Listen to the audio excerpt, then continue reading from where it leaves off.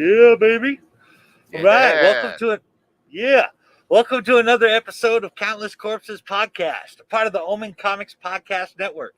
I am your host, Macabre Michael Nunneley, and with me as always is my friend and co-host David Nemesis Howard, author of the newly released disturbing detective novel, The Long Game from Any One World. If you want to check out some of my horror, I would point you towards my Viking horror, Seder #1 from Revelation Comics. That is SEIDR. You can find that on Revelation Comics, globalcomics.com page. With that out of the way, we are just a couple of longtime horror fans and writers talking about horror in its various forms. And that actually leads me to my next point. We finished Halloween, and we plan to cover the big three. So Friday the 13th and The Nightmare on Elm Street are on the list. But we also like paranormal and the supernatural. We like devils, demons, darkness, and dolls. Yes, the 4 Ds. So we got a few of those coming your way over the next few months. And today we are talking about the 1976 Richard Donner classic, The Omen. I know we had said we were going to cover 13 Ghosts, but the deal is, well, both of us loved the movie. We thought it was really good. There's just not enough there to dedicate to an entire episode. So we apologize for the confusion. But now we are all ready to go. So I got to ask then, when did you first see The Omen? Did it scare you? And how is watching it now? Well, before I get to that, I got a couple things to say. First of all, I have read Seder. I love Seder. So go and check that out today. It's an awesome, awesome comic. I got to say, you did an amazing job on that. That's first. Thank you, man. No problem. Second of all, I have to say that I was disappointed that there wasn't more out there about the production process for 13 Ghosts. I mean, it just goes to show you the love, care, and time it takes to document the behind the scenes for some of these movies, and not every movie does that. But those of us who love these films, who love the genre, we eat that stuff up. And unfortunately, they just didn't do that for this film, So because we want to give you the best podcast possible with, little tidbits and everything, we just couldn't do 13 Ghosts. Not that the film doesn't deserve to be covered, but there wasn't enough to podcast about. So we got a great movie anyway. We got The Omen. So That said, I love The Omen. It was one of my those films that was my gateway drug into all things horror. It really was. I cut my teeth as a young lad on psychological thrillers and the paranormal side of things. And it's still to this day, my favorite subgenre of horror. Movies like The Omen, the Amityville Horror, and The Cell, another great movie right there, remain some of my favorites. I first saw The Omen in 1978, age 7, believe it or not, when it appeared on network TV. As I've come to find out in recent years, I'm like most horror fans and horror writers in that I saw horror movies at what is probably way too young in age. Yeah, I thought this movie was incredible, though, and it scared the living feces out of me, especially in the end when Damien looks back and smiles. To this day, that sends shivers down my spine. I felt like he was looking through my soul. This movie had such a profound impact on me, and it influenced the very first horror story I wrote just a few years later, The Curse of Tuckwit's Peak. I wrote that in 1980. So yeah, I love this film, and I can't wait to talk about with you Macabre one. So with that, let's get into it. Yeah, let's do that. I can't wait to dive into this with you either, my friend. I have to admit, though, that I hadn't seen The Omen since I was a kid, and I did not remember it all that well. When I was a kid, I remember watching the photographer Keith Jennings show Robert Thorne that picture of him taking a picture of himself in the mirror, and the split in his neck in the picture, and when he died by decapitation by the glass, I was terrified to even look in a mirror for a few days. Absolutely. But watching it as an adult, I picked up a whole lot more, and I really enjoyed the film. It is also ironic, as our friend Steve Sellers pointed out, that Omen Comics Podcast Network is covering The Omen. And Omen Comics even has a title called Omen. They're not related to the movies beyond their connection to the apocalypse, but I had to share that. So what do you say we dive into the writing for The Omen, man? Oh, yeah. Let's dive right into it. So let's do this, and let's dive into the Omen and hope, just hope, we emerge on the other side. So, just in case, why don't you give us one last stab signal in case we don't make it out the other side, Mike? All right. Nice. You knew the stab signal was going to make an appearance out there, folks. You know it, and you. So, yeah. So, evangelical Christian Robert Munger would happen upon and read a book by Hal Lindsey sometime between the book's release of 1970 and 1973, when this whole idea for the Omen was pitched, though it wasn't called that at the time. We'll get to that. That book, which was called The Late Great Planet Earth, is an examination of the apocalypse and biblical prophecy with an emphasis on examining those topics through the lens of current world events. It's really kind of a cool thing to think about as a thought exercise and a whole, to look at what's going on around you and to put it in context of, the Bible and things. So that's a really cool kind of concept he came up with there. So as Lindsay looked at the world around him, he came to the conclusion that the end times might be upon the world as soon as the 1980s. It's possible. You look at the 1980s and everything was going on. You can't say it's out of the realm of possibility. So Robert Munger, an advertising executive at the time, was mulling over these ideas after reading this book. And in 1973, he spoke to film producer Harvey Bernard about a possible story idea based on his musings about the book. His basic premise was that the Antichrist might be walking the earth as a child, anonymous and unknown to humanity as he grew into manhood and his power. Both Bernard and Munger kicked this idea around, and eventually they hammered out the top-level details of the story that would eventually become the Omen as we know it, and maybe we love it. I think we love it, but it's one of those loves that's unrequited. The Omen doesn't love us back. So anyway, following this, Bernard returned home and began working on a treatment for the film.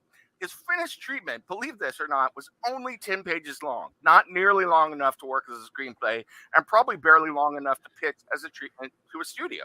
So for this reason, Bernard attempted to hire a number of screenwriters to flesh out his treatment, but they all refused him due to the controversial subject matter. And we're going to get into a little bit about that later on, because I know we were talking about what we want to talk about with this film, and this is one of those subjects. But eventually, Bernard approached David Seltzer, the writer who would write the screenplay, but he rejected him as well. However, upon further reflection, Seltzer relented and agreed to take on the project.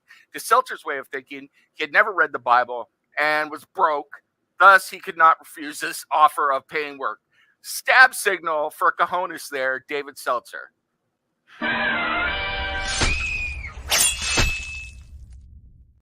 Kicking it over to you, Mike.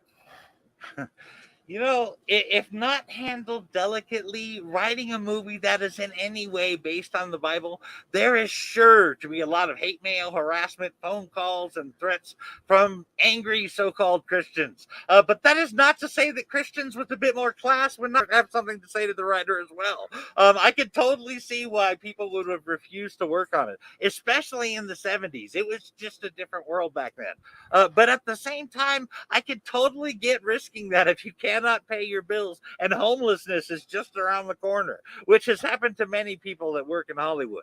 So the cojones stab signal was well earned. But let's get into Seltzer's writing process, Nim. Just remember, when you get the cojones stab signal, make sure it's up in the air and not on the cojones. So anyway, let's do this. Let's get into the writing process because it's an interesting story with a few twists and turns along the way. So having been hired, Seltzer forged ahead on his screenplay, which was initially titled The Antichrist. I mean, that's kind of on the nose, but hey, it works. And Seltzer also read Hal Lindsey's book, and he borrowed quite a few ideas from the book while incorporating aspects of Christian end times belief called premillennial dispensationalism. Evil peace, if you knew that before I just said it, and hint to all you out there, Macabre Mike Nunneley is the one that knows his shit and put me onto that in the first place. So, evil peace. Evil peace, yeah. Hell yeah. All right, evil peace. Yeah, baby. I love Very nice. Evil peace for Macabre Mike Nunneley, who knows his shit. And if any of you know it, you knew this, you know your shit too. So congratulations, because I didn't know this. I'll be the first to admit it. So putting this all together in some coherent form took some time, but 1 year later, the script titled The Antichrist was finished. Mike, just to make sure, did you make it through the conception of He Who Shall Not Be Named? I did, man, but it was rough. Apparently, Satan kept blasting holes through the women's backs with his evil demon sperm. Oh, God. We're going to hell for that one, folks, and we're taking you all with us. So, yeah, I guess like 5 poor women died before Anubis hooked Lucifer up with a jackal that could take his massive load.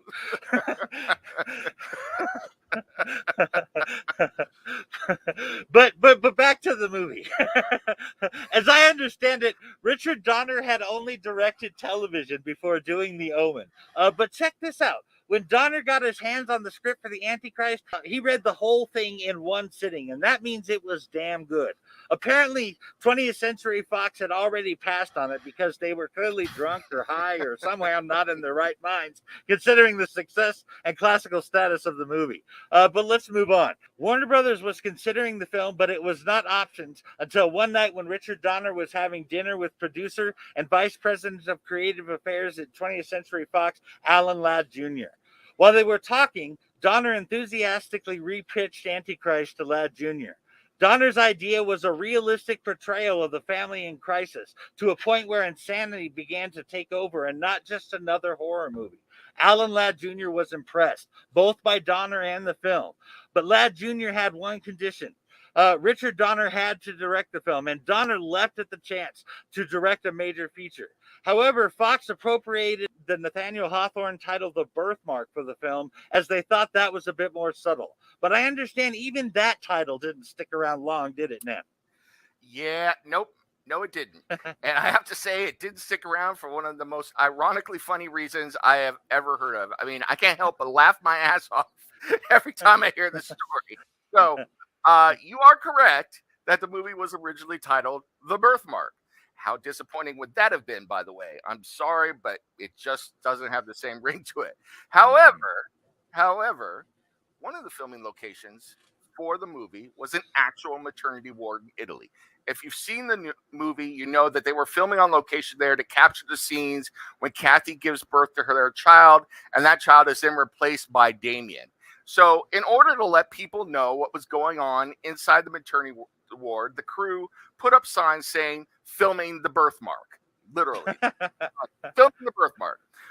Understandably, the female patients were upset for a number of reasons, include the fear that mentioning birthmarks would bring bad luck on their infants. That's a little over the top, but still, I mean, it's a weird thing to come into. So, wanting to accommodate the maternity ward and the patients, the crew changed the signs to read, filming the Omen. This was supposed to be temporary. It was only supposed to be for this one location, but the new name stuck. And I have it on good authority that a hockey masked man first suggested this name change, and what is a very strange coincidence. Whatever happened, the Omen was the new name, and so it served as the titre de travail for Donner, a subject my hockey mask companion is going to tackle now. You know, Nam, I told you that story about the name-changing confidence. Now I have to go explain to the Antichrist why people know about that. The things I do for this show, you know? Yeah. Sorry. As a quick side note, though, before I go on, people in ancient times were very superstitious. I mean, you should hear the things they think about left-handed people. But having birthmarks actually has been a sign that there was somehow, that the child was somehow marked by a devil or even by God in some cases, that's somehow special. So, I mean, that I think that's where that superstition came from, actually. I will say, as an ambidextrous child who used to write left-handed and the nun slapped my arm or my hand, I know exactly what you're talking about. So, all right. I had one thing though, and I thought this was interesting. Once Donner was on board to direct, some things about the script needed to change. And so he spoke to David Seltzer about his vision for the film, the same one he pitched to Alan Ladd Jr. Donner asked Seltzer to remove anything that even suggested the supernatural in the film. So no cloven hoof demons, devil entities, or even witch covens. Seltzer's golden rule on this rewrite was that nothing could be in it that couldn't happen in real life.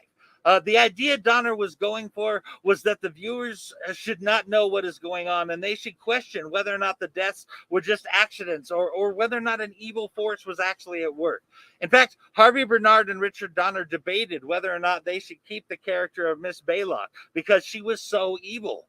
It is really hard to get around the whole cult of the Antichrist thing, and that some type of evil force was at work there with her. I mean, Miss Blalock is one of the scarier parts of the film. At least she was for me, especially with the hospital and the graveyard scenes already in the movie. But Donner loved Billy Whitlaw so much that in the role that he just couldn't bear to see her go. But how about you, Nema? Any thoughts on all that?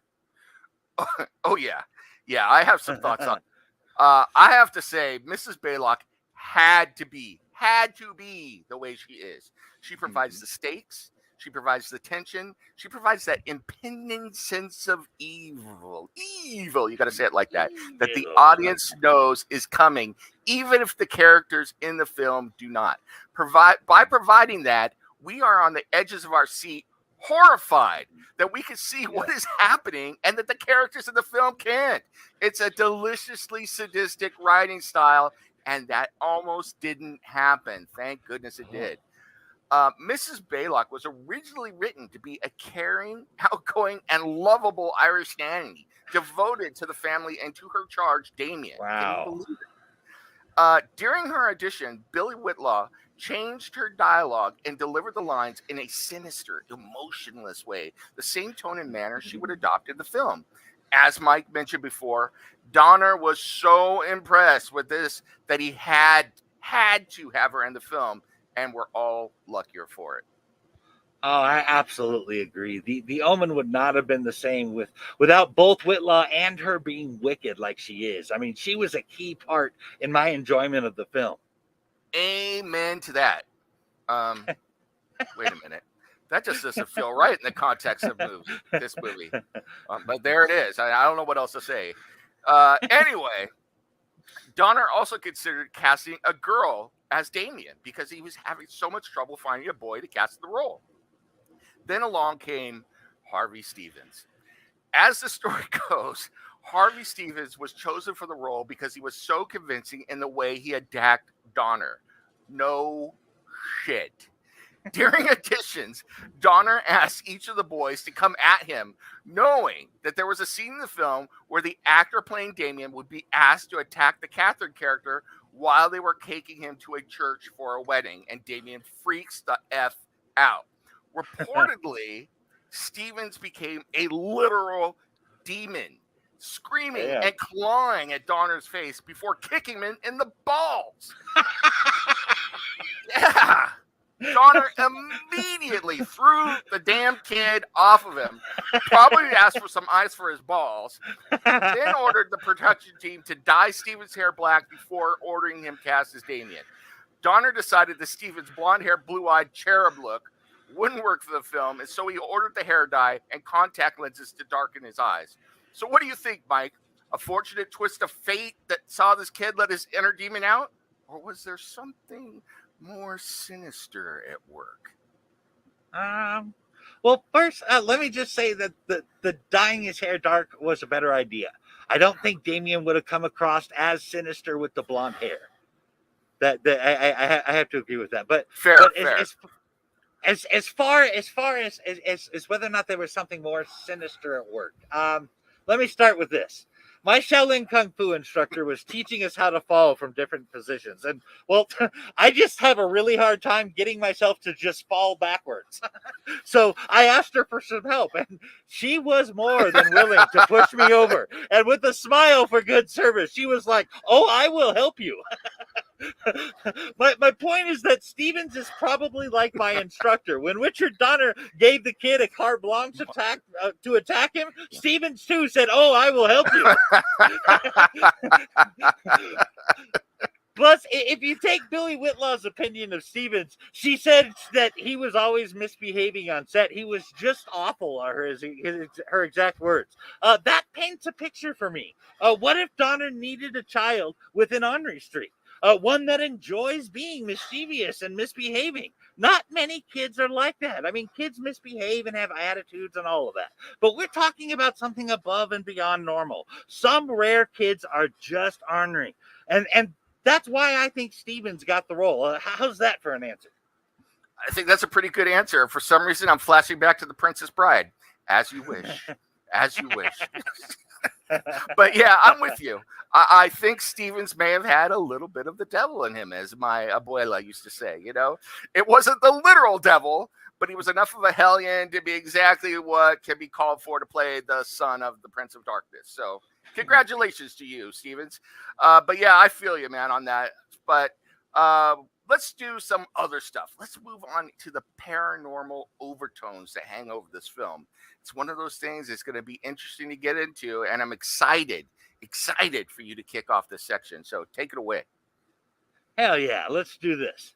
A religious advisor and the guy who came up with the idea for the film, named Robert Munger, said that if they were going to do a movie about the Antichrist and the son of the devil, then they were inviting the devil and his demons onto the set, and bad things were going to happen to them. It does not say anything in the Bible anywhere that we cannot or should not talk about devil or demons, the Antichrist, or the apocalypse. In fact, I will go one more and say that those things were discussed in Revelation, and there is a blessing attached to reading that book. So I really don't think that's an issue. This idea was based around the idea that Satan wants to be invisible to the world. I think this is based upon Satan being a deceiver, and ideas like a 19th century French poet named Charles Baudelaire had when he said that the greatest trick the devil ever pulled was convincing the world that he didn't exist. So to make a movie about what Satan plans to do in their eyes will force Satan to act out against them and to continue to cover up his plan. The Vatican was even very opposed to the movie. They said that the movie was made solely towards ends absolutely consumeristic and economical. Welcome to capitalism. Oh, man. Well, far be it from me to go against the Pope, but I have to say, people have been fascinated with this particular subject for centuries. Dante's Inferno, the Divine Comedy, and many others all tackle the infernal, the dangerous, the sinful, and our relation to it. As long as people exist, there will be people who want to peek into the darkness and say, there, but for the grace of God, go I. It's just the way it is. That said, there are some other interesting tidbits about this film, namely the notion that this movie was afflicted by some sort of curse due to the subject matter it covered. This wasn't the first so-called cursed movie, but I'm going to note for you, our loyal viewers, some of the various occurrences around the film. So get ready, put your thinking caps on, I don't know, whatever you want to call them on, and let's hear what happened. So Gregory Peck, one of the stars of the film, and David Seltzer, the screenwriter, both took separate planes to the UK for filming. However, on their way to the UK, both of their planes were struck by lightning en route. Okay, that's kind of weird. Producer Harvey Bernard was nearly struck by lightning in Rome during filming, and many of the Rottweilers hired for the film would suddenly turn on their trainers and attack them. Okay, now you're starting to get my attention a little bit. Richard Donner's hotel in the UK was bombed by the IRA while he was staying there. Now, who wasn't bombed by the IRA in the 80s, but I digress. Right. Additionally, Peck canceled his charter flight to Israel. That same plane that he was supposed to be on was subsequently crashed and killed all on board on his next flight. Also, on the first day of principal photography, several of the stars of the film survived a head-on collision while being driven to the set. The curse even seemed to survive onto post-production. Special effects artist John Richardson, working on A Bridge Too Far a year after the filming of The Omen, was injured during his filming for that movie, and his girlfriend was beheaded in the same accident. Wow. Okay. So, with all that said, there are many who will argue that these are merely coincidences, and that if you look at any major motion picture endeavor, you can similarly piece together disparate events to come up with a curse. I'll leave it to all of you to decide, but it is a fact that these events happen to those involved with the movie. It's kind of creepy. What do you say, Mike? Is it creepy stuff or no? It's creepy for sure, but really only through a certain lens, like you were saying. I mean, there's actually a long list of supposedly cursed movies besides The Omen. The Exorcist was cursed, and so is Poltergeist, Rosemary's Baby, The Crow, Twilight Zone the movie, The Serpent and the Rainbow, and hell, let's throw on Cannibal Holocaust too. Countless Corpses podcast was cursed. Oh, I wasn't supposed to say that.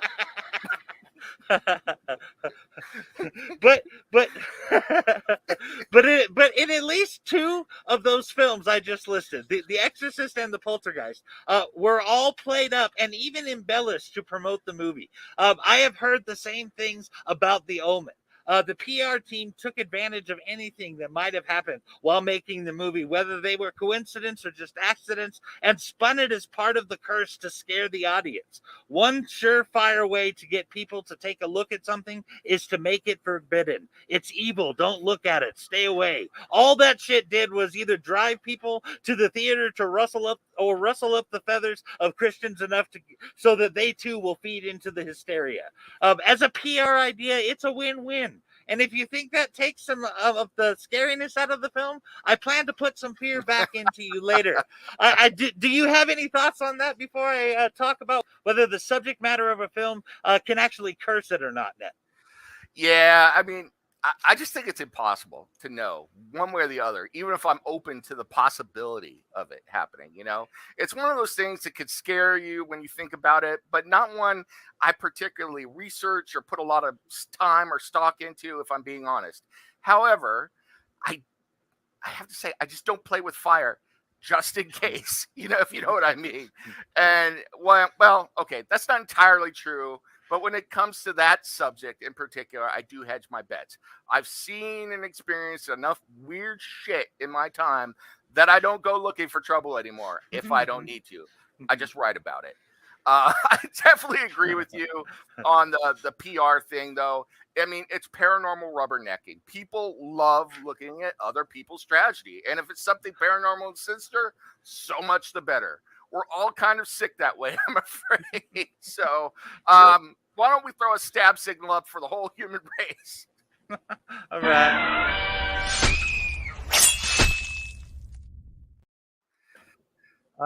Man, it is so true. That is definitely a human trait. Besides, horror is the perpetual car accident on the freeway. It's all bloody, bendy, and gory, and of course there are dead people. We feel like we shouldn't look at it. It's dark, but we do anyway.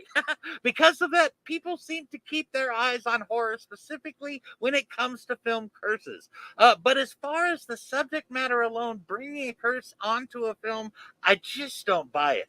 I mean, why would it be some movies and not others? There are a million horror movies that deal with all levels of biblical as well as satanic or demonic subjects. Darkness is horror's bread and butter. If the subject matter was going to be the issue, then the curse would apply to a lot more films. I'm not saying that it's impossible that demons or even Satan was involved. Maybe they were. I'm just saying that it is unlikely that the subject matter itself would bring upon a curse, in my opinion. Anybody with a Bible and a little bit of knowledge about biblical symbolism can find out about the Antichrist. I don't think it's a secret Satan can even hide if he wants to.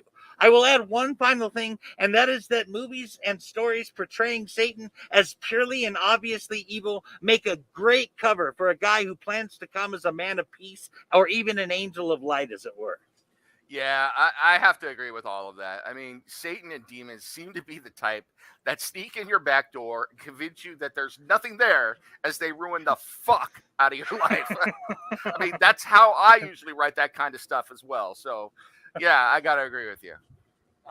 That's pretty cool that we both see demons like that. We might have to collaborate on a demon story at some point. Absolutely. Yeah. But did you know that there were those who did not believe in the curse but were still afraid while making the film?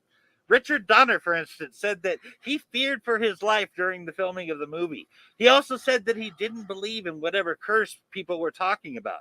He did, however, fear, at least to some degree, that the devil or some demonic force would strike him down during the production. But whether that is true or not, I don't know. I do know that even if he did feel that way, it didn't stop him. As it turns out, not only did he not experience a curse, the experience was actually quite lucky for him. He leapt from television to feature films and directed a huge hit. The success of directing The Omen led Donner to directing another all-time classic in my mind, and that is Superman the movie from 1978. But he did not stop with the classics. His next film in 1985 was The fucking Goonies, which is beloved by most of the people I've talked to from my generation. Then Donner made the Lethal Weapon movies and others. But for me, personally, it was Lethal Weapon when Donner went from a great director into a legendary director tier. What do you think about Richard Donner as a director? And what do you think of both the legendary ranking and When I'm Saying It Happened? Yeah, well, first of all, I have to say, don't hate me. I still have not ever seen the Goobies. I've never seen it. But, though I have to agree with you with Donner being a legend, and I think it's ironic that the Antichrist movie launched his filmmaking career. I mean, that sounds like a Faustian type story right there, if I do say myself.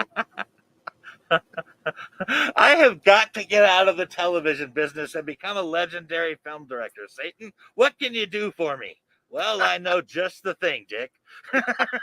Yeah, well, just make sure Satan gives you residuals and that he can't use AI, because that a-hole will be generating Macabre Mike stories with Skynet in no time. I guarantee it. Oh, man. But back to Donner. Yeah, if we're looking at the challenge Donner had on this film, though, he had some real mountains to climb. Chief among them was getting performance out of his young star, Harvey Stevens. There's a reason that people in show business say never work with children and animals. They are notoriously unpredictable, and you never know what kind of performance you're going to get out of them. Donner had both of those free radicals on this film. Due to his age, 5 at the time, Donner found that the best way to direct Stevens was to provoke him into providing genuine emotion on film rather than asking him to act out an abstract concept. Smart, but devious. I have to say, my wife teaches 5-year-olds, and I can't imagine trying to convey something like character motivation to a 5-year-old. But I digress. In one scene, Damien is supposed to be angry and throwing a fit because he's being taken to church. To get Stevens to react, Donner yelled at Stevens from off camera saying, "What are you looking at, you little bugger? I'll clobber you." Stevens lost it, and we got the performance we were looking for. Also, in the now infamous closing scene of the film, Donner employed some reverse psychology on Stevens. Donner wanted that sinister smile, but any forced smile would have looked artificial and wouldn't have provided that evil smirk that still gives us all shivers to this day. Instead, Donner told Stevens, "Don't you dare laugh. If you laugh, I won't be your friend." With this in mind, Stevens tried his best not to laugh. And as he turned around to look at the camera, we are left with that haunting image that, in my opinion, puts the definitive stamp on this film. That look tells you, yeah, I'm evil. I know it. I got away with it. And if you get in my way, you're fucked. I understood that even as a kid, and it's genius. What do you think, Mike? I mean, I could certainly say that it was effective. I mean, it got Harvey Stevens to do what Donner wanted on camera, and I'm not sure it could have been done another way, honestly. At the same time, those are terrible things to say to a 5-year-old. I mean, you don't tell an adult telling a 5-year-old that he's going to clobber them is a entirely different experience to a 5-year-old. You know what I mean? I'm not going to be your friend. These are pretty big things to say to a 5-year-old. So, I mean, on one hand, as a professional, I'm like, do it. as a father, I'm like, you will not talk to my child again like that. And I might be cracking my knuckles at the time. I'm conflicted there, apparently. But, I have been covering movies for a little while now, and I'm picking up on something about directors. Part of their job is to manipulate the actors and to push them into the right mindset for the scene. I have covered this on ORP with Nem and I's mutual friend Steve Sellers, so I won't rehash it here. But let's just say that the fear of being labeled difficult to work with might be one of the reasons why all directors aren't missing their front teeth with the crap I have heard about them pulling. But there is a story I have not talked about, and this story starts with 1973's The Exorcist. Ellen Burstyn played Reagan McNeil's mother, Chris, and she was hesitant to do the stunt where Reagan hits her and she flies back against the wall. She only agreed to do it after talking to director William Friedkin about not wanting the production coordinator to pull on the rope too hard, and he agreed. But that is not what happened. Ellen Burstyn received permanent spinal injury to her back because they yanked on the rope so hard. And ask Linda Baer. Burstyn was not the only person to receive permanent injury from Friedkin's directing, stunts, and the production team. What do you think of that aspect of directing, Nem? I mean, clearly what Friedkin did crossed the line, but there are directors like Ridley Scott and James Cameron, my two favorite directors, by the way, that push the lines, and it is hard to deny the quality of the finished project. But I mean, what do you think about that? Yeah, I mean, honestly, when I hear stories like that, it's just too much for me. But then, like you said, I can't argue with the final product. It's one of those things where you are demanding something for the art. And with an adult actor, I guess I could get past it. My real problem is when you ask things of kids that, in my opinion, should not be asked. That is a rather long diatribe on my part, though, and as a father, you're right. I'm probably cracking my knuckles. So, but I will say, to be fair, I don't think it's anything we don't do as writers, with one major difference. When I ask horrible things of my characters, I'm asking of a fictional person that only exists in my mind and on paper. The horrible things I'm doing to them don't have real life consequences when I put down my proverbial pen. That's not true in the actor-director dynamic. So, yeah, I mean, it's just one of those gray areas. It's real sticky, but I hear what you're saying. But yeah, enough of that. I'm going to get down off my soapbox now and give it back to you, brother. Take it away. Yeah, I was on that soapbox before you so rudely pushed me off of it. Sorry. But seriously, I agree, and it sounds like we're on the same page here, too. But let me connect the Exorcist story to the Omen. The Exorcist stuff happened back in 1973. By 1975, when principal photography started on The Omen, stories about The Exorcist were known in Hollywood. That's relevant because Lee Remick, who plays Catherine Thorne, was concerned about a stunt when she was asked to do in The Omen. The scene is when she gets up onto the table to mess with the plant, and Damien comes riding along like a bat out of hell, and yes, I use that on purpose, in his tricycle, and rammed into the table Kathy was standing on. This, of course, knocks Kathy off the balcony and onto the floor. Lee flat out refused to do the stunt, and considering what happened on The Exorcist, that is totally legitimate, if you ask me. And I think Donner agreed, because he wasn't the psycho that Friedkin was, apparently. He simply restaged the stunt to be optical illusion. She is actually just running backwards towards a set decorated wall to make it look like she is falling. Honestly, once I learned how that was done, I haven't been able to unsee it. Now you two are cursed, as the Omen was cursed, with this knowledge, and you are forever changed.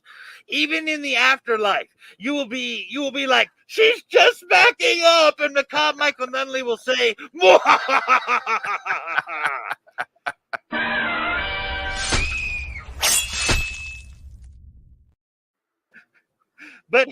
but seriously, I believe you had some editing and PR stuff to talk about, don't you, Nim? Yeah, I do. But for cursing me, I have to say, damn you! Damn you all to hell! For cursing me with that knowledge. And Evil Peace for that little movie reference, Mike, if you can tell me where it's from.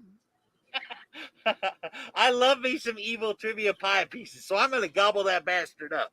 That there was a quote from George Taylor in 1968's The Planet of the Apes when he realized they had been on Earth the whole time. So evil trivia pie piece for me. Yeah, baby. What's up? Nice one, nice one, nice one. Yes, classic movie.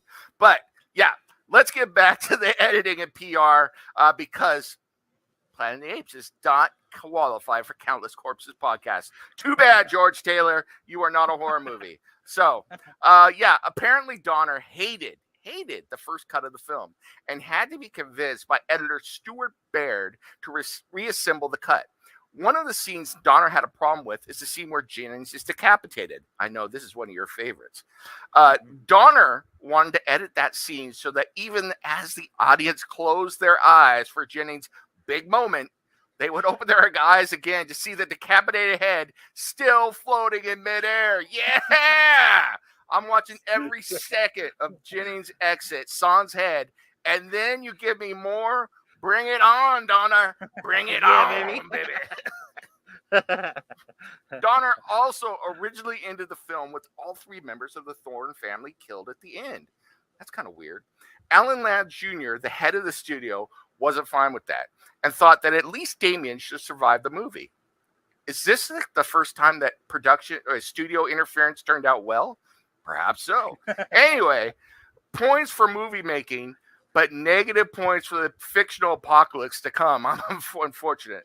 Ladd reasoned that the devil is next to impossible to kill. Not impossible as we learn in Omen 3, but I digress.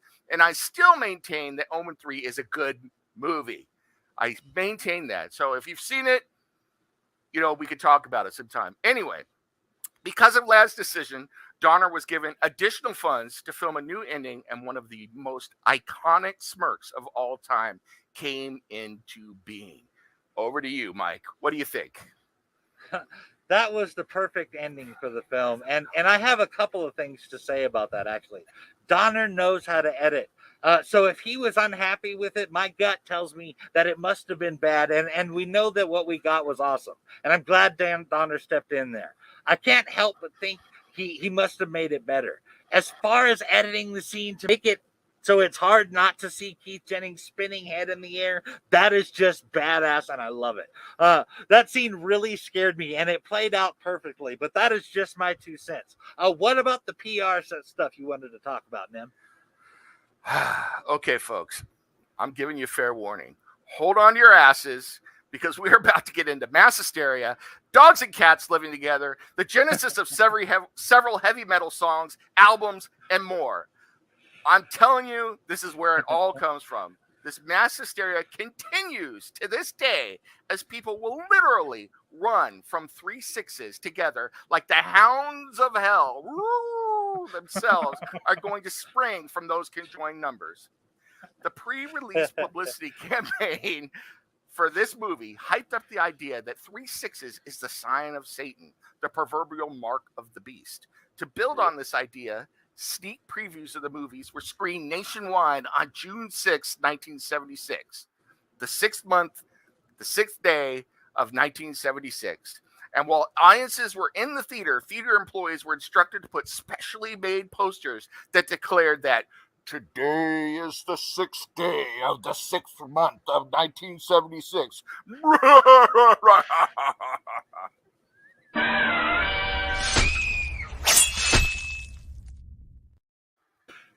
So, yeah, they put these posters up with that horrible message out there, and then I have it on good authority that I reached out through those posters in my Nemesis persona and scared them half to death. It's true, folks. Watch it. But as on the nose and hokey as this promotion was, it was incredibly, incredibly effective. I mean, this was the 1970s when people literally didn't bathe because they watched Jaws. Believe it. It's true. People were scared shitless as they saw those posters, and they were sure to let their friends and neighbors know about the source of their fear. Let the paranormal rubbernecking begin.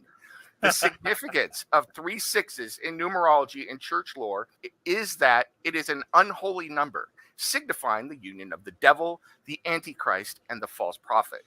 30 years later, the remake of The Omen will once again play on this theme, releasing on June 6th, 2006.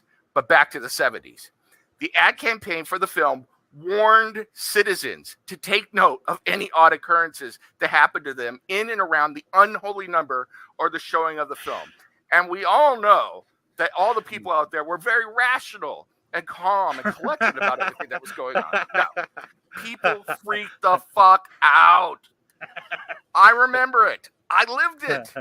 Great PR, but that mass freakout continues to this day, showing just how powerful certain visceral reactions are in the zeitgeist of the public at large.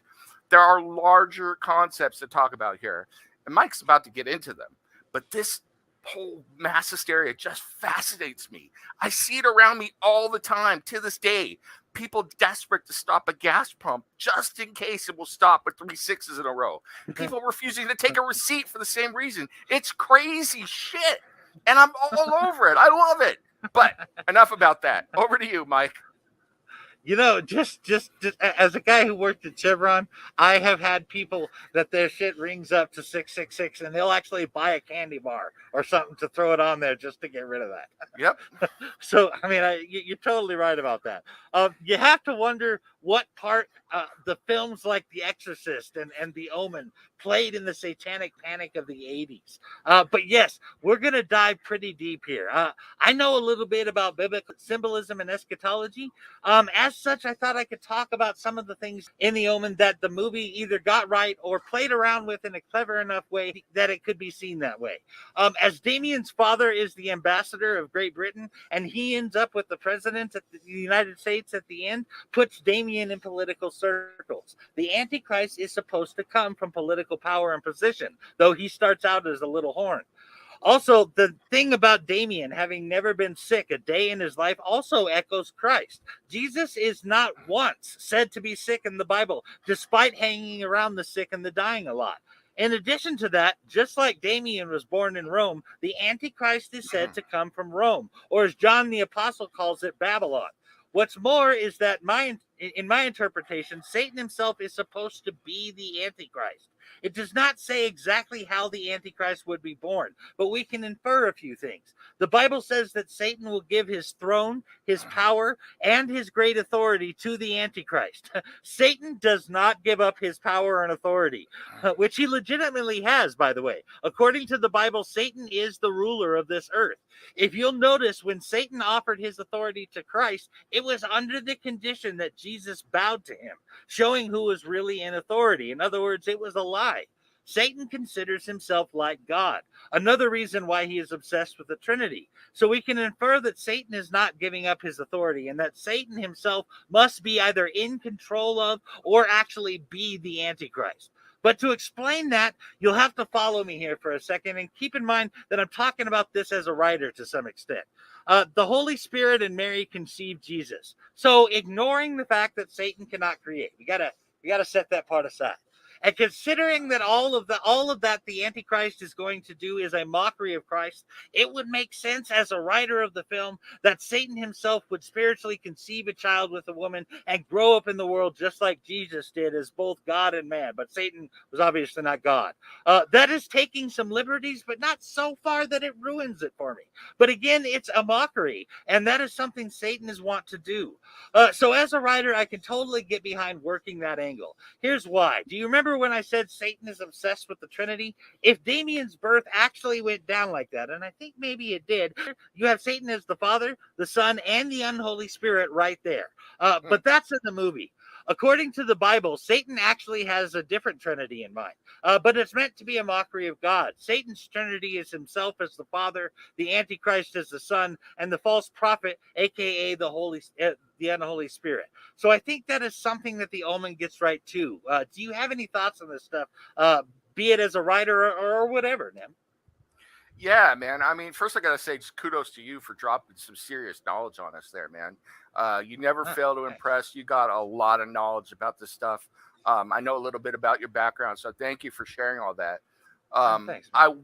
I will say, what I'm about to say, I'm going to preface it by saying that I'm Catholic by birth and by tradition. And so I look at things in a similar light, although with a slightly different flavor.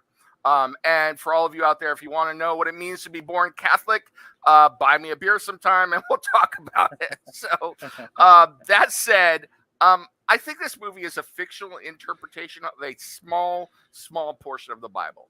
So many theologians and philosophers have tried to interpret that book of the Bible and or prophesize about the end of the world. And we could literally lose ourselves in the mounds of writing on the subject. That said, and excuse me if I was philosophical for a moment, I always go back to the line, and I'm paraphrasing here, that we will not know the moment of his coming.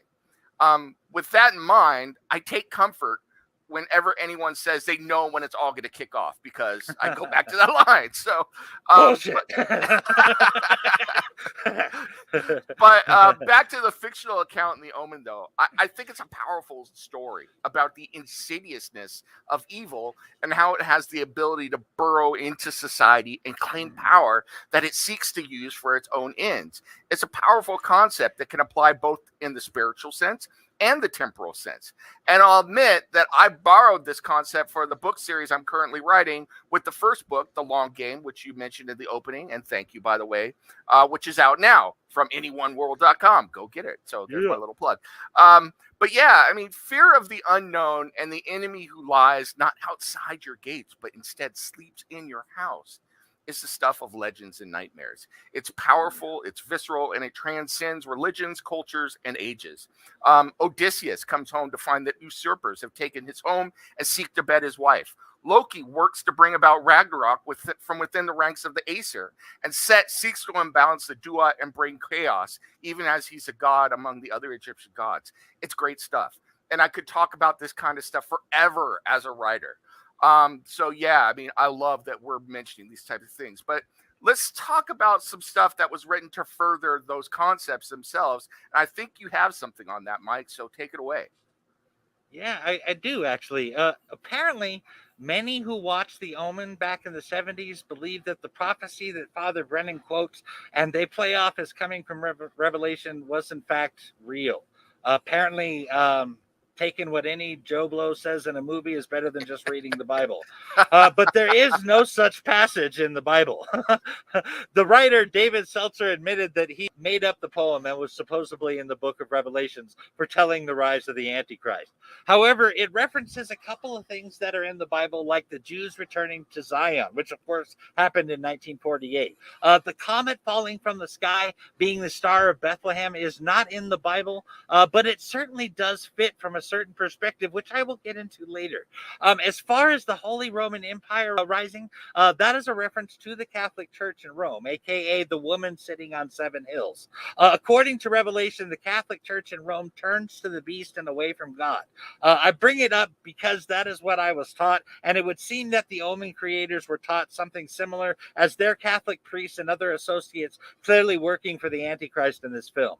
My guess is that they got their information from someone who was taught the same thing as I was regarding that passage. The beast is said to come up out of the sea, which symbolizes the tumultuous peoples and nations of the earth at the time. It's not called the eternal sea, but that was a biblical reference there. Last but not least, the Antichrist is said to have 10 nations that make up his empire.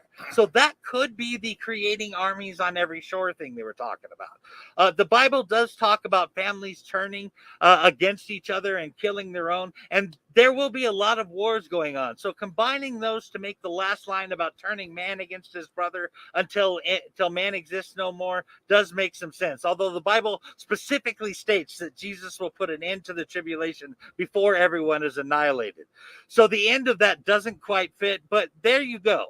I think it worked well enough for a horror movie, and I could see reworking it a little to fit the story.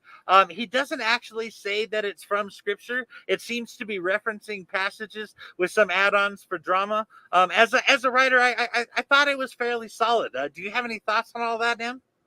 Yeah, I mean, I think that's a fair assessment. And I have to say, with all honesty, I've had a few actually, I've had more than a few people say that I am of the devil for being Catholic. So I take it in stride and with humor because I don't want to blow my cover. So, but Catholics, we do have a different interpretation. And personally, I think much of the Catholic view on this kind of stuff is born of the Protestant schism. And that is another one of those very, very long subjects that is not outside of our purview here, but it is a schism that has launched endless wars and bloodshed. And so I do think it's fair to examine that in fiction and in history. And I will also be the first to admit that the Catholic Church has its problems and leave it at that. We don't need a NIM therapy session right now. So. I just got to ask as a quick question. With the Protestant schism thing, that makes me think of the various churches that sprang out of the Catholic Church. Is that what they consider that passage to be about there? Is that what you're saying? Yes, it does. So they talk about that. Yeah. So it's one of those things. It's kind of a side. It's not mainstream Catholicism, but there have been people that have written about that who have tried to be more of that spiritual type part of Catholicism that they talk about. It's interesting to get into. I don't put a lot of stock in it, but it is something that some people devote time to. So. Also, for the record, I have no such thoughts about Catholics being of the devil. I went to Bible college. I was taught to view the Bible with a certain point of view. I really only bring it up here because it seems to be along the lines of the film as well. I just had to get that out there. But please go on, Dan. Yeah, I don't worry about that. I never thought you had anything against me or Catholics, my friend.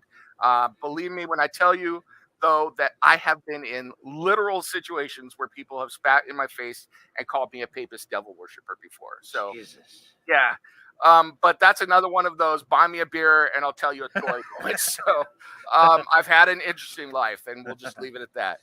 But back to the poem and prophecy itself. I think it's a work of fictional prophecy that does a good job of combining some of those elements from the book the original screenplay was based on and the events of the 50s, 60s, and 70s. And I think it makes for compelling reading, and I dare say I could write a similar poem now that could encapsulate the current events of today and tie them to the revelation of St. John. My final thought on this whole concept is this. If you look from the Omen to Nostradamus to Revelation, much of this is very open to interpretation. There are some in the Catholic tradition who insist that the events foretold in Revelation have already happened. Suffice it to say, I do not claim to have any gift of foresight or prophecy, but I know that the lessons to be learned are timeless and that the nature of the human spirit is timeless as well. As a writer, it's something I love to play and toy with, and so maybe I too am adding to this tradition in some small way. But what do you think, Mike? What do you think of all of those concepts? I guess I would really love to hear how those who think that this has already happened account for the events of the 7-year Great Tribulation. Because a whole lot from that has never occurred. A couple huge ones come to mind, like the building of the third Jewish temple and the reinstating of the sacrificial laws. Then, of course, 3.5 years after that, the Antichrist is supposed to declare himself to be God in that temple. I can't find any historical references for any of that happening. Metaphors and symbolism and interpretation aside, those things have definitely not happened. But when it comes to the Antichrist, the Bible does not speak of the Antichrist until he is an adult. We do not know, biblically speaking, anything about his conception, birth, or other parts of his life. But by the time he is an adult, the Antichrist is in a position of great political power and influence. So much so that he is able to broker a treaty between Israel and all of her surrounding enemies. Let that sink in for just a second. Just imagine the political juice and influence that would take. So telling the story of the Antichrist's rise to power is just brilliant, in my opinion. Plus, showing that Damien's political life and connections started when he was young makes a lot of sense. As a writer, do you have any thoughts on exploring that untold part of the story for the Antichrist? Yeah, I do. I mean, there are quite a few concepts and scenes in this movie that stand out to me in that regard. And I'd love to comment on them for just a moment. But additionally, there are a few random things that occur to me that I'll throw in as well, just for a little bit of flavor, a little spice there, a little devil spice. So one of the things I love about this movie is this concept of evil as sinister, lurking just beneath the surface, but constantly acting to achieve an end. I have a friend actually who was a priest and an exorcist. That is a long story. And this concept of evil is very much in the Catholic tradition. This idea that if you look closer, you might just be able to see what's going on around you. But if you look closer, you risk discovery. It's that same idea that is played with in another very great movie, The Fallen, starring Denzel Washington. Oh, great movie. I love Fallen. But the concept of what you're talking about there actually reminds me a bit of the Call of Cthulhu game that me, you, and Steve from ORP play. In that world, there is definitely pure evil out there. But to even have knowledge about it can drive your character mad. To actually encounter one of the old ones or some other Lovecraftian deity or creature can make you lose sanity points. And I have to quote Nietzsche here. If you stare into the abyss stares back at you. But please continue. Man, I have to say, I love all of those references. I mean, I think you know exactly what I'm talking about. And I love that there is someone else out there on the same disturbed wavelength as me. Salud, my friend. This feels like a stab sugar moment. Slancha and skull to you, my friend. Woohoo!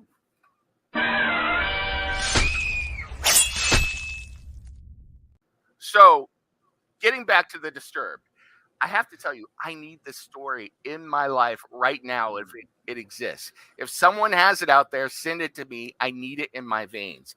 But when you see the various deaths in the movie, I can see how it would be easy to attribute them to freak accidents or a sudden mental break. However, upon closer inspection, you begin to notice the strings hidden just beneath the surface. It's the kind of thing that can be creepy, even in real life, whether you believe in that type of stuff or not. One day you're looking around and you see someone freak out and do something unspeakably evil. Perhaps it's a friend or a neighbor. Perhaps it's a famous person in the news. The kind of thing where someone remarks, "He was always so quiet." And then, if you choose to look closer, you might just see any number of puzzle pieces that seem to go together. Then you have to ask yourself, is this a coincidence? Or is there something more sinister going on? Most likely, you're never going to know the answer. But the possibility that there is more going on behind the scenes is frightening as hell. Consider this. Consider this, Mike. Put yourself in a different frame of mind. What if the Omen happened in real life and our ambassador to the UK is shot trying to kill his son?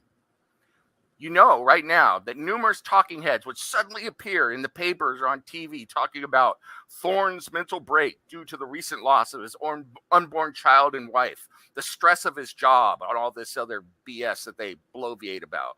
They would rationalize it all and praise Damien's new adopted guardians as they take pity on the poor child for his loss, making him a household name for everybody. Everybody would know and love Damien because of what had happened. And that's exactly what he wants. Meanwhile, all of you out there who know the forbidden knowledge know exactly what is happening behind the scenes. You got shivers yet? You should. Yep. This is what I love to play with as a writer because I love to go down those rabbit holes. This movie right here introduced me to those particular rabbit holes. That's why I love it. I have to agree with all of that, man. That would be exactly what he wants. As far as the Omen leading you down those rabbit holes, I think that is pretty cool and something to consider when I read your new book, The Long Game. But I understand that you were not the only writer inspired by the Omen. Am I right, Nim? You're absolutely correct, Mike. Absolutely. This film inspired quite a few other writers along the way. They're too numerous to mention them all, though, but I'm going to point out one novel that stands out, Good Omens by Terry Pratchett and Neil Gaiman actually references this film. At the beginning of the satirical piece, the nurses are musing on names for the newborn Antichrist, and one of the nurses casually remarks, "Well, Damien's very popular, so." That's a nice little nod there. I like that. Yeah, it's hilarious, and if you're in the know, you know. So, but as long as we're talking about the name Damien, I'll note that it is one of those names like Adolf that is rarely used anymore since the release of that film. It just comes with too much baggage. That's just wild if you think about it. An entire generation missed out on a perfectly good name because of a film. I'll also note, for everybody out there who loves, the meanings behind names, Damien comes from the Greek word dama, which means to overcome, master, or tame. And I love when you hide meanings in names like that. I do it myself. But over to you, Mike. Well, luckily Grant Morrison pulled out Damien out of the mothballs in 2006 because I love me some Damian Wayne. But I have to talk about Damien's 5th birthday party. Catherine suddenly starts looking at her nanny, Holly, strangely, as if something was wrong, and then she takes Damien from Holly. Holly then sees the Rottweiler as she's walking back to the house, and they play that music, making it very obvious that there's definitely something supernatural going on there. Then, of course, she gets on the roof and makes sure that she has Damien's attention before she declares that she loves him and says that it's all for you, Damien, and kills herself. I'm not positive, but I think that the nanny was placed there with Damien just like Mrs. Blalock was. Perhaps her role was always to be a sacrifice for Damien. Mrs. Blalock did tell the Thorns that the agency sent her over after the previous nanny killed herself. I think that because I believe the dog was communicating a command to her to kill herself the way that she did, publicly and for Damien. Either that or the dog has some type of mind control going on that forced her to kill herself. Father Brennan said right after the scene that Damien has killed once and he'll kill again. That could be a reference to the Thorn child, as Brennan does point out the hospital, but I think it's more likely that Father Brennan was referring to Holly, the nanny. I think that because they played the same music when Damien sees the Rottweiler at his 5th birthday party a little later, and Damien waves at the dog, and the dog runs off. It means that Damien wanted Holly dead, and or was acknowledging the sacrifice. I'm assuming anyway. What do you think here, Nem? Is it one of my theories, or perhaps something else? I think that's interesting. I never put Holly in the cult before, and I think I need to think on that after another viewing of the film. That's a really interesting theory you have there. Not one I've heard before, so that's cool. However, I'm going to say I've always maintained that the dogs themselves serve as both guardians and manifestations of Damien's malevolent will. I honestly believe that Mrs. Blalock uses the dog to wake the dormant power within Damien in some sort of unholy ritual we don't see. Up until that point, Damien appears, for all intents and purposes, to be a normal child. Holly's death scene in particular is, by my interpretation, Damien's birthday present to himself. He asks, "Would you die for me? Would you anoint me with your violent death?" And either through compulsion or desire, she declares that it's all for you, Damien, and throws herself from the window. It is powerful and evil, and Father Brennan is right in saying that Damien has killed before and will kill again. Good writing. Creepy writing. What do you think of that? I do like the idea about the dogs a lot. As you have seen the rest of the franchise, I'm inclined to take that impression. I have not seen the rest of the Omen franchise, so I'm just spitballing here. I might be way off. I might be onto it. I don't know. But it seems to me that there is some kind of Antichrist cult with people all over working to pave the road for the arrival of the Antichrist working in this movie. That there are so many agents suggests to me an organization, perhaps a Luciferian cult. There were the priests, the nun, the agency, the people that got Robert Thorne his job as ambassador, even the priests at the monastery that told Robert and Keith about the cemetery. I think that he tried to dissuade them to stop them from learning the truth, but that he knew the dogs would kill them. They didn't, but I assume that that was what he was thinking. But I have to say that a part of this perception of the Antichrist cult thing really comes from Miss Blalock for me. From the moment she arrived, she could not wait to see Damien. I don't know about you, Nem, but I picked up a longing there.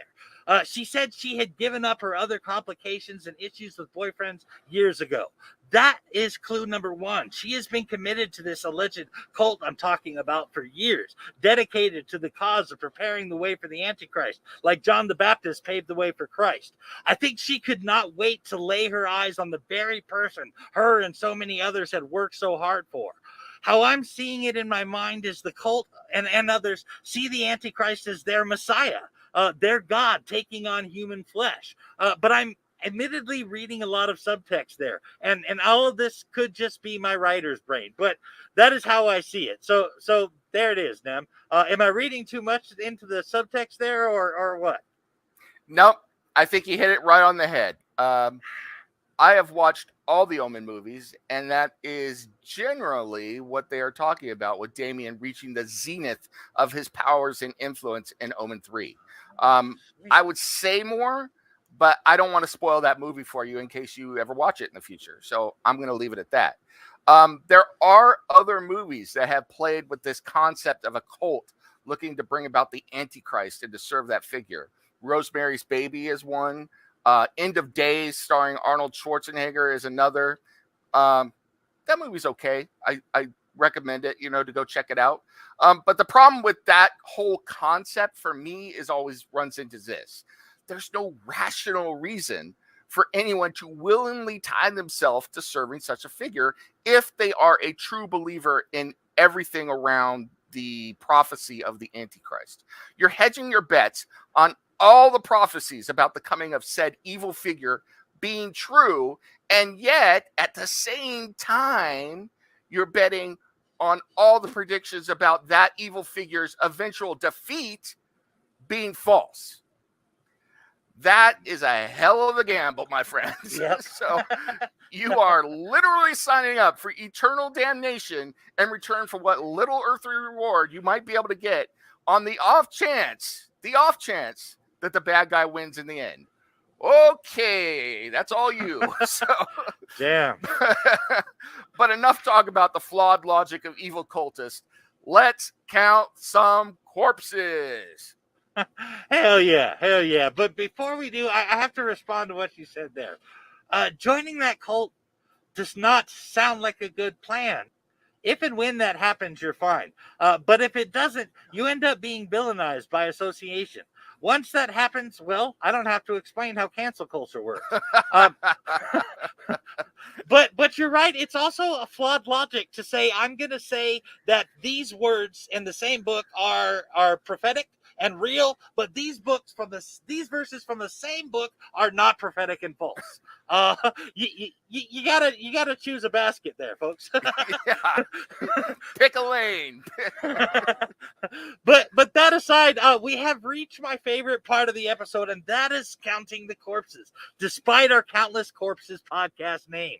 Why do we do this, you ask? Well, the skulls, the bodies, they give it such a glow. I don't know if it's art, but I like it.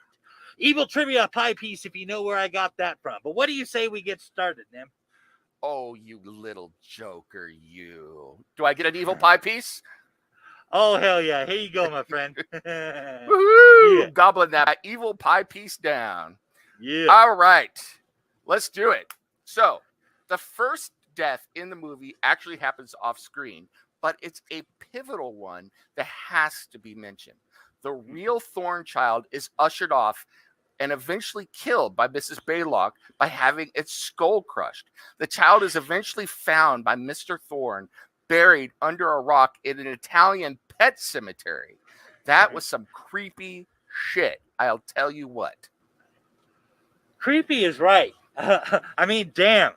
Did you happen to pick up that Damien was born from the dog that was buried next to the Thorn baby? At least that's what I got out of that. And we never hear about the mother that Damien was born from. That is just 15 kinds of weird. And I don't even know how I can take that all in, or how the dog could, for that matter. Yeah, I did take all that, but I'm so glad you mentioned that because it's freaky as hell. And I think it puts even more subtext into Damon's connections to the hellhounds that surround him. Oh, that's very nice. Very good call on that one. Oh, I like that further connection to the dogs there. But let's talk about death number 2. You got it. Let's do it. The next death is good old Holly jumping for joy at Damien's birthday party. She stands in the window, proclaims her love and service to Damien. It's all for you, Damien. And then the long drop and snap right in the middle of the kid's birthday party. All the attendees are horrified except Damien as he takes his present with approval. Man, that is some creepy shit. Actually, I think Holly the nanny is my second favorite death in the film. You love the graphic ones, my friend, and I love you for it, I have to say. I will also say that the next kill, the third in the movie, was my favorite when I was younger. Father Brennan has discovered the terrible secret and knows that evil is closing in on him. He flees for his life, but one of those quote-unquote freak accidents gets him. Lightning strikes the steeple of the church, and the lightning rod tumbles from the roof and impales him. It is unbelievably cruel, and it was so powerful to me when I first watched the film. Oh, for me as well, man. And I would like to talk about that death a little bit for a second. A storm and terrible winds chased Father Brennan through the park and to the doors of Brennan's beloved church, but the doors were both locked. Considering that Brennan seems to have been involved with the cult I mentioned earlier, and that he personally did something at the hospital that night when Damien was born, that he hoped he might be able to make penance for. But I think the doors were not just locked by coincidence. I think that they are saying that God handed Father Brennan over to the devil. I mean, hell, it was the lightning rod that killed him came off the church. As for the Antichrist or his agents killing him, Father Brennan did die after he talked about Robert Thorne and told him the prophecy. Any thoughts on all of that, Dev? Yeah, I have to say, I see it as Brennan being punished for his cowardice and his previous sins. I mean, who knows what deal Brennan originally had, but he lived in a hell of his own making for years, living with the knowledge of his sin. When he broke his pact with Satan, who was no forgiving master, Satan exacted his vengeance. Perhaps if Brennan had reconciled with the church, he might have been saved. Perhaps he did, and his soul was saved. We just don't know. However, and this is the Catholic in me speaking, we don't believe that spiritual protection from evil gives you any physical protection whatsoever. One way or another, Brennan got the horns, or horn, as it were, and the rest is history. Man, he got the horns and he didn't even get to kiss the prom queen at the end of the movie. That's just harsh, man. Yeah.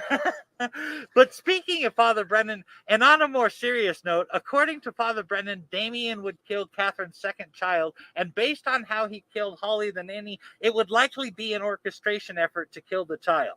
To point a finger, I'm going to say the psychiatrist that talked Catherine into having an abortion and I believe he did this at the behest of Damien. That didn't work, and Damien didn't like Catherine anyway, so he handled the abortion by way of knocking her off the balcony. But that would make the second infant Damien has killed in the movie, and death number 4.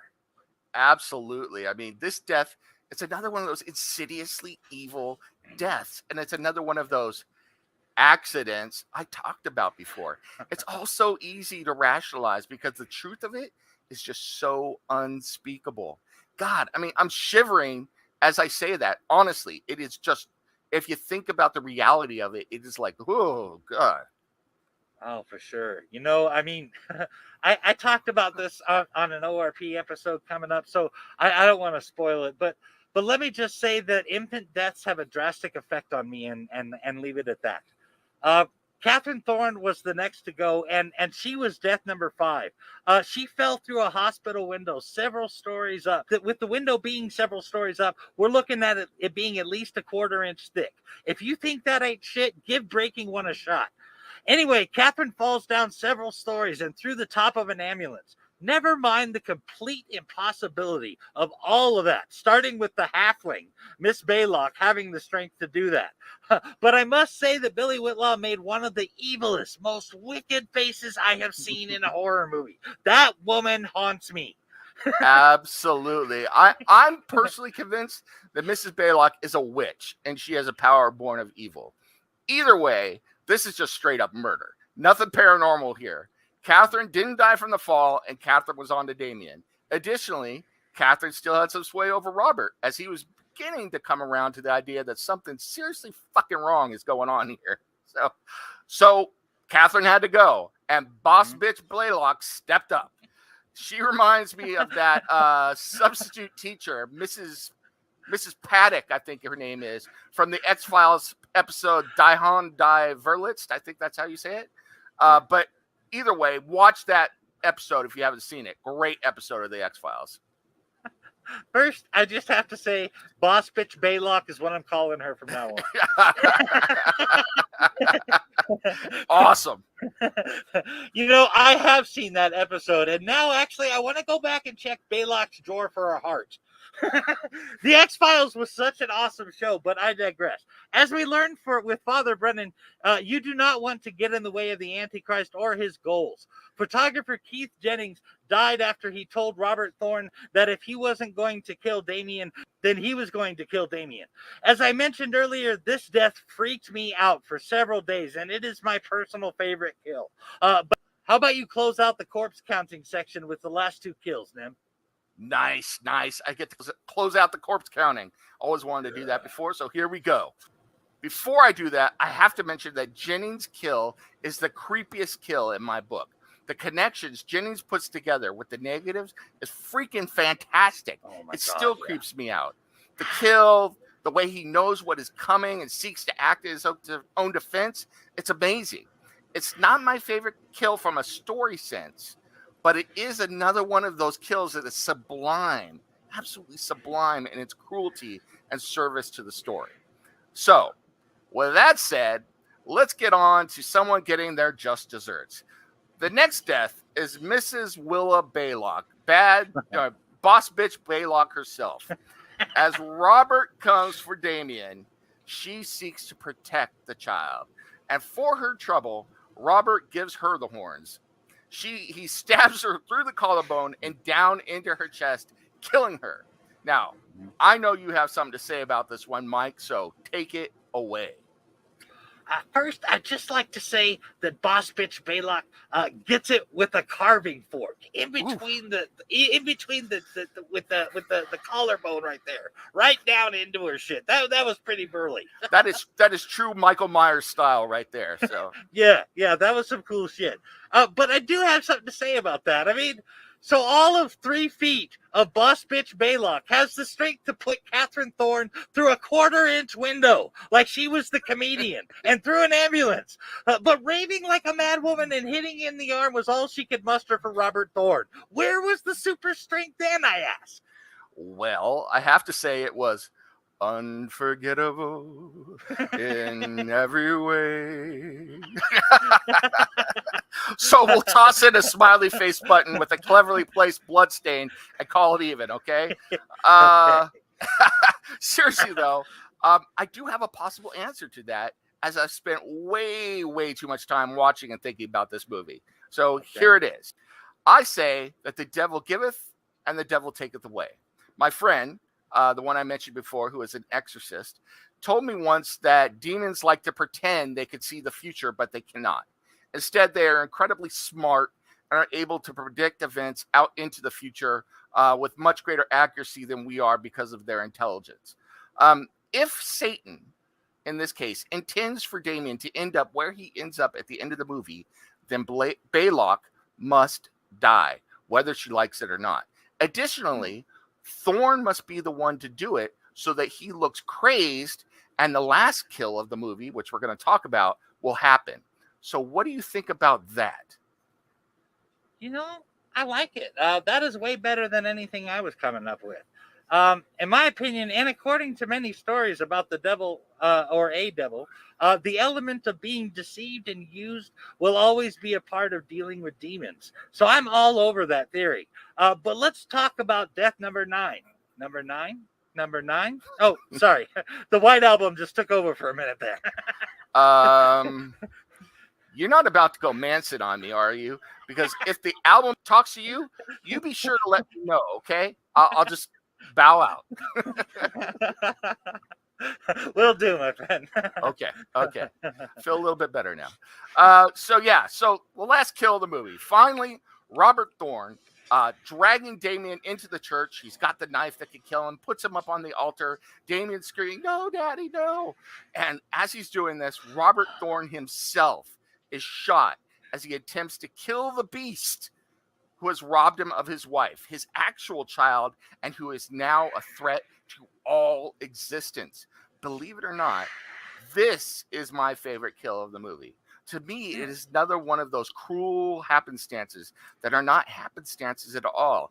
Satan uses this virtuous cop who's seeking to save a child from the crazed man, the crazed father, to further an insidiously evil plot.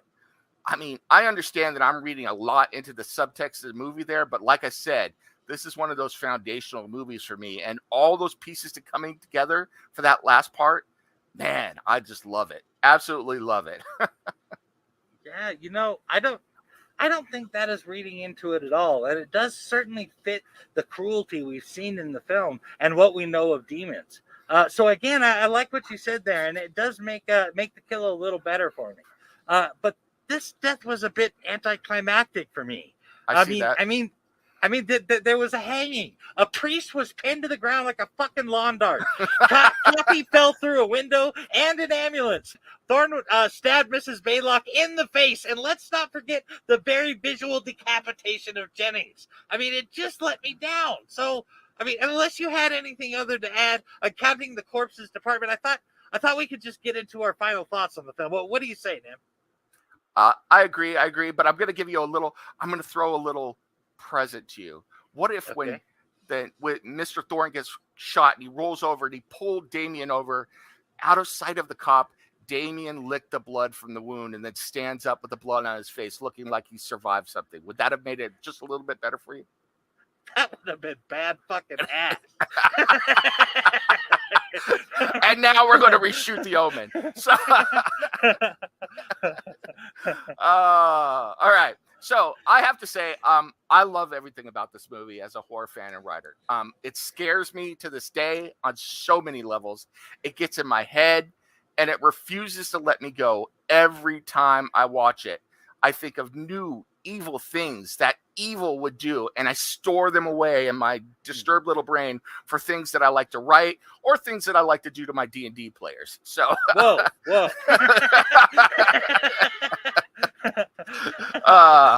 But I do have to say, I love all sorts of horror movies, but the ones that I obsess over because they cause me to think about my craft and my own personal philosophy are my favorites. There are movies that are above this in my horror pantheon, but not a lot of them. I have to say, I think I give this movie a 2 out of 5 skulls for kills, but it's a 4.7 out of 5 for me in overall rating. Still one of my go-to movies. I had a lot of fun going over the Omen with you, Nim. This was a much better movie than I remember it to be. Not that I thought it was bad before. That's not what I'm saying. But I watched a lot of movies as a kid that I was just too young to understand, quite frankly. I experienced that recently watching The Shining. Movies like these are really lost on children based upon my own experience.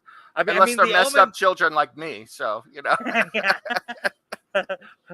I mean, the Omen made me scared that the Antichrist was going to kill me as a kid, but I had zero grasp of the complexities that were going on in the film. I tend to judge movies on whether or not I need to own them or not, and I have to admit that the Omen was in serious consideration for that purchase. But having watched it a few times for this, I think I can wait until it's streaming again. I am going to try to catch the sequels, though. Those sound pretty good, and plus I got to see how my theory actually plays out in the films. Absolutely. As far as the score, I think I can go with the 2 out of 5 skulls as well for the kills. I'm gonna have to go a little bit lower though on the score for the movie though because of not needing to own it. I give it like a 3.85 out of 5 skulls there. Fair. I do have one final thing to tell you guys about before we close out, though. And this is for those out there that get scared to death over these Bible-based horror films like me and them here. Let this keep you up at night. In Genesis 1:14, it says that the sun, moon, and stars are there to, among other things, serve as signs to us. Keep that in mind as I drop this on you. On June 30th, 2015, the Star of Bethlehem that Christ was born under was seen in the sky clearly for the first time in 2,000 years. As I mentioned, the Antichrist is a mockery of Jesus. So to be born under the same star as Jesus, but in Rome, aka Babylon, rather than in Bethlehem, sounds exactly like what Satan would do to me. But that was not the only sign. I would also like to mention the tetrad of blood moons that happened in 2014 and 2015, the same time as the Star of Bethlehem appeared. For those of you that don't know what a tetrad of blood moons is, a blood moon tetrad is when you get a blood moon every 6 months or so for 2 years. That would be significant enough all on its own. But when these blood moons coincide with Jewish festivals like Passover, the Feast of Booths, and Rosh Hashanah, the Jewish New Year, that gives them great biblical significance. But the Passover and Feast of Booths festivals specifically are tied to Christ. Making them appear with 2 blood moons each is a major prophetic sign, and a major historical events have taken place during these times in the past. The Bible says that the sun will turn into darkness and the moon will turn into blood before the great and terrible day of the Lord comes. People were saying that this particular tetrad or festival combo was a sign that the end was near. The end times had come upon us. Think about the odds of those 2 huge signs from the heavens happening at the same time and their biblical significance, and ask yourself if it's just a coincidence. Then realize that if the Antichrist was born back in June of 2015, when the Star of Bethlehem appeared in the sky again, little Damien would be about 8 years old right now. Think about that next time you watch The Omen. Now, I got to know, Nem, do you have any thoughts after hearing that? Wow. Jesus, that's pretty chilling, man. I got to give you kudos again for all of that knowledge that you're dropping on us and your research. That's pretty incredible. But yeah, just thinking about that, it is pretty chilling when you put it all together like that. I have to say, I've never been one to put much faith in portents like that, but I'd have to be a fool to say I know even a tiny bit of what is going on in the world, and I'm no fool, you know? So there are more things in heaven and earth, Horatio, than are dreamed of in your philosophy. So I will leave that there. But I do think that is a very chilling thing to think about. And if such a thing were true, it definitely portends great strife and evil for all of us. But on the other hand, I have to say it promises so much more as well eventually. So if you're a believer, you know, I will say the evil wins when hope is extinguished. Always remember that in everything you do, and never lose hope, my friends. That's to everybody out there. Never lose hope.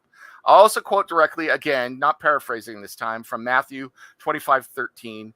Watch therefore, for ye know not neither the day nor the hour wherein the Son of Man cometh. So with that, I will say live every day like it's your last. You never know what is around the next corner. Do your best to be kind, considerate, charitable, and even empathetic to your fellow man. And at the end of the day, it's all any of us could do. Honestly, it's what we should all try and do. And how much better would life be if we all did our best to live that way? I know I could be a smartass, and I'm going to be a smartass again in a moment. Don't worry. But if there's one thing I've learned in the short amount of time I've spent on Earth, it's that you only go around once. And so being a positive force for yourself and others is a much better way to travel this blessing we call life than the alternative. Put more simply, I'll give you the secret to defeating evil in your life, lifted directly from a little-known speech by Abraham Lincoln.